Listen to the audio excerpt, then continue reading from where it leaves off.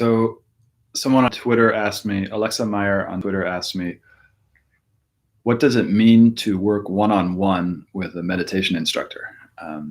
I can only answer this for myself, as I've been working with a one-on-one with a meditation teacher remotely via Zoom for the last 2 years. And the first thing that I think is important is to clarify what is meditation. And a lot of people consider meditation to be they mistake it for a focus technique. When you pay attention to your breath and you keep your attention focused on your breath and repeat that over and over and over again, that is actually a focus technique, something called a dharana in yogic philosophy. Meditation is actually beyond that particular technique. Meditation is beyond technique itself. Meditation happens to us. Everyone is capable of reaching a state of meditation. Most people wouldn't recognize themselves as having that capability, but if you put them in front of an awe-inspiring mountain, that right there is meditation. That feeling of spaciousness and expansion and connectedness to all things. So meditation techniques can help us to get there. Focus techniques can help us to get there. So now, having said that, I want to explain what it is I do with my teacher. It's not very common for a lot of people. A lot of people end up teaching meditation techniques and say that they're meditation teachers. What Jonathan Harrison does with his sessions with me and sessions with other people, we basically have a conversation. So we meet via Zoom and we have a conversation. And he consistently points over and over and over again to the place where meditation happens.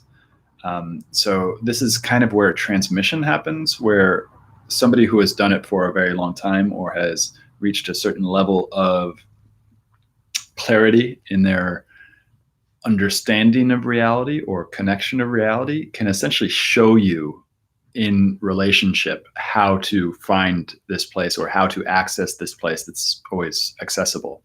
You do not need a teacher, but it is very wise to have a teacher sometimes, particularly if you have childhood trauma, if you have any sort of issues emotionally that are deep seated. It's really important to get one-on-one training, because here in the West, for some reason, we think of meditation as this thing that somebody does off in the cave and goes off on their own. But you can meditate. I'm practicing a form of meditation right now that has become habitual because I've done it so much. So and it is accessible to anyone at any time. And so what a teacher can do is show you over and over and over again. And if we're just working on our own, and if we're just kind of like sitting on our cushion every day, we don't get a chance to reflect what's happening inside our brain outwards and into the world of relationship, because the world of relationship as social human beings is a very, very important ground for the practice to come alive.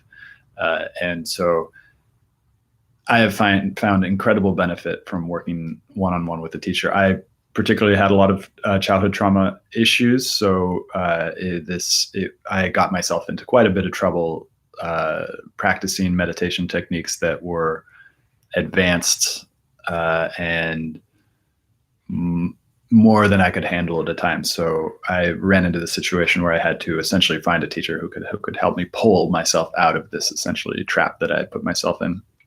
You can also find psychologists who are practiced in meditation as well, who have a background in meditation. So this isn't something you need to find a meditation teacher who only teaches meditation. You can also find psychologists, people that maybe are a little bit more traditional to teach you this type of stuff as well. Hopefully that helps. Please let me know if you have any other questions.